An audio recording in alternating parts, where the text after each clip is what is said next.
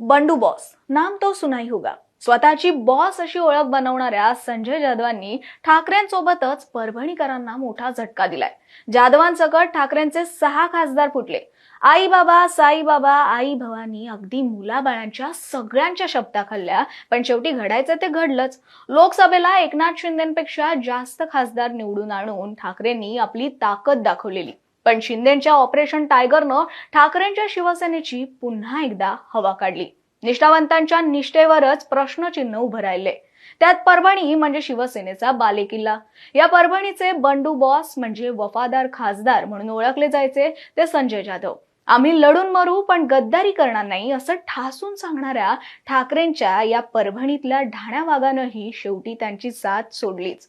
बंडू जाधव यांनी परभणीतल्या गद्दारीची परंपरा राखली असं म्हटलं जाते। गद्दारीची परंपरा म्हणजे या परभणी जिल्ह्याचा आजवरचा इतिहास। इथे शिवसेनेच्या नावावर निवडून आलेले भले भले खासदार आणि नेते पुढे जाऊन शिवसेनेला सोडून दुसऱ्या पक्षात गेले, पण त्याचे चांगलेच परिणामही त्यांना भोगावे लागले। हाच परभणीचा इंटरेस्टिंग पॅटर्न समजून घेऊया। नमस्कार, मी मानसी आणि तुम्ही पाहताय महाराष्ट्र टाइम्स ऑनलाईन। परभणी जिल्ह्याचं राजकारण हे नेहमीच चर्चेत राहिलंय। या परभणीच्या राजकारणाची सुरुवात समजून घ्यायची झाली तर बाळासाहेब ठाकरे यांच्या काळात शिवसेनेनं मराठवाड्यात जोरदार एंट्री घेतली आणि त्या काळातला बाळासाहेबांचा प्रभाव, त्यांची क्रेज आणि त्यांच्या झंझावाती सभा यामुळे मराठवाड्यात शिवसेना पक्षाचा भरभरून विस्तारही झाला। 1998चा अपवाद वगळला तर मागच्या 30 पेक्षा जास्त वर्षांपासून या परभणीत शिवसेनेचाच खासदार निवडून येतो। लोकसभेपासून विधानसभेपर्यंत परभणीत शिवसेनेला चांगला जनाधार मिळाला, पण इथूनच एक पॅटर्न तयार झाला, तो म्हणजे पक्षनिष्ठा टिकवणं आणि पक्ष बदलणं यामधला संघर्ष।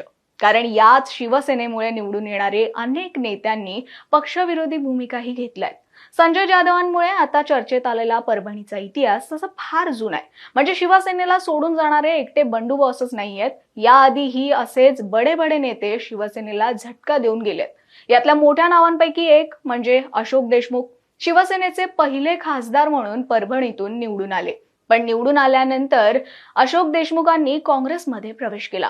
त्यानंतर केवळ तालुका प्रमुख एवढीच ओळख असणाऱ्या सुरेश जाधव यांना बाळासाहेबांनी उमेदवारी दिली आणि शिवसेनेतून काँग्रेसमध्ये गेलेल्या अशोक देशमुखांना पाडून सुरेश जाधव यांना शिवसेनेनं खासदार केलं, पण पुढे त्यांनीही पक्ष सोडला। तेव्हापासूनच हा ट्रेंड सुरू झालाय। म्हणजे इथे शिवसेना तर जिंकत आली, पण नेते तेवढे टिकता आले नाहीत। फक्त 1998ची मध्यावधी लोकसभा निवडणूक याला अपवाद ठरली आहे। त्यावेळी काँग्रेसच्या सुरेश वरपुडकर यांनी शिवसेनेचा पराभव केला होता। हा एकच अपवाद जर सोडला तर शिवसेनेच्या वाट्याला कधीच पराभव आला नाही। पण जे जे शिवसेनेला सोडून गेले ते राजकारणातून संपले असंच वेळोवेळी दिसून आलं। याचंच तिसरं उदाहरण म्हणजे तुकाराम रेंगे पाटील।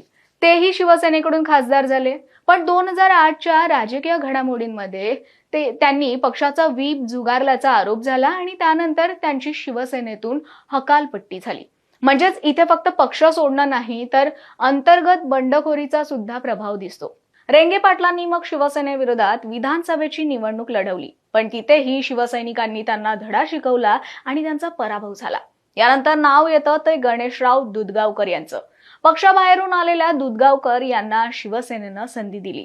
2009 साली शिवसेनेच्या तिकिटावर दुधगावकर विजयी झाले, पण खासदारकीचा कालावधी संपत असतानाच त्यांनी पक्षांतर्गत नाराजी व्यक्त केली आणि शिवसेनेसोबत अंतर राखलं आणि मग सक्रिय राजकारणातून ते बाहेरच पडले। ही सगळी उदाहरणं पाहिली तर परभणीत निवडून येणं हे शिवसेनेसाठी अवघड नाही, पण नेता टिकवणं तेवढं कठीणच बनतं। याचा सरळ अर्थ असा की परभणीकर फक्त नेता किती मोठा आहे हे पाहत नाही, तर त्याची पक्षनिष्ठा आणि त्याचं काम किती मोठं आहे हे सुद्धा बघतात।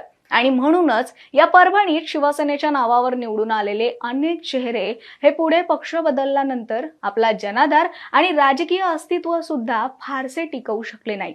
पण हेच दुसरीकडे ज्यावेळेस शिवसेना पहिल्यांदा फुटली होती, पक्षातला एक मोठा गट जेव्हा एकनाथ शिंदे यांच्यासोबत पक्षातून बाहेर पडला होता, त्यावेळी बंडू जाधव असं करणार नाहीत असं म्हटलं जात होतं। अर्थात परभणीचा हा इतिहास पाहूनच तशी अटकळ बांधली जात होती, कारण बंडू जाधवांनी जर असं केलं तर त्यांना जड जाईल असं आतापर्यंत लोक म्हणत होती। अर्थात इतके बडे नेते परभणीच्या राजकारणात होऊन गेलेत, पण ज्यांनी ज्यांनी शिवसेनेची साथ सोडली त्यांना त्यांना शिवसैनिकांनी घरी बसवलं. इतका मोठा इतिहास असताना बंडू जाधव असं करतील असं कुणालाही वाटलं नाही. अगदी एकनाथ शिंदे यांच्या बंडावेळी सुद्धा शिंदेंसोबत जाणाऱ्या परभणीतलेही अनेक कार्यकर्ते होते, पण संजय जाधव तेवढे एकनिष्ठ राहिले. पक्षनिष्ठा राखली म्हणून उद्धव ठाकरेंनीही तिसऱ्यांदा संजय जाधव यांच्या पदरात खासदारकीची उमेदवारी टाकली. तर इथल्या परभणीकर मतदारांनी सुद्धा त्यांची निष्ठा पाहून त्यांना मतदानातून भरभरून आशीर्वाद दिला. मागच्या काही काळात तर स्वतःची बंडू बॉस अशी ओळख बनवणाऱ्या संजय जाधवांच्या बाबतीत तेवढी खात्री स्वतः उद्धव ठाकरे सुद्धा देत होते. पण मागच्या काही काळापासून संजय जाधव सुद्धा पक्षाच्या बैठकीला दांडी मारू लागले, एकनाथ शिंदे यांच्या नेत्यांसोबत दिसू लागले आणि मग स्वतःच प्रश्नचिन्ह टाकून पक्षांतर करणार असल्याचे संकेत देऊन गेले. तेव्हापासून बंडू जाधव बंड करणार अशी शक्यता जोर धरत होती. पण संजय जाधव यांचा हा निर्णय फक्त पक्ष बदलण्याचा नाही, तर त्यांच्या पुढच्या राजकीय भविष्यातला सर्वात मोठा टर्निंग पॉइंट ठरू शकतो. कारण परभणीचा इतिहासच सांगतो की इथे राजकारणात फक्त नाव चालत नाही, तर निष्ठा आणि सातत्यही टिकवावं लागतं. तुम्हाला काय वाटतं, परभणीची ही परंपरा बंडू जाधवांनाही लागू होईल का? तुमचं मत कमेंटमध्ये कळवा आणि अशाच व्हिडिओ पाहण्यासाठी महाराष्ट्र टाइम्स ऑनलाईनच्या YouTube चॅनलला सबस्क्राईब करा, फेसबुक पेजला लाईक आणि फॉलो करा.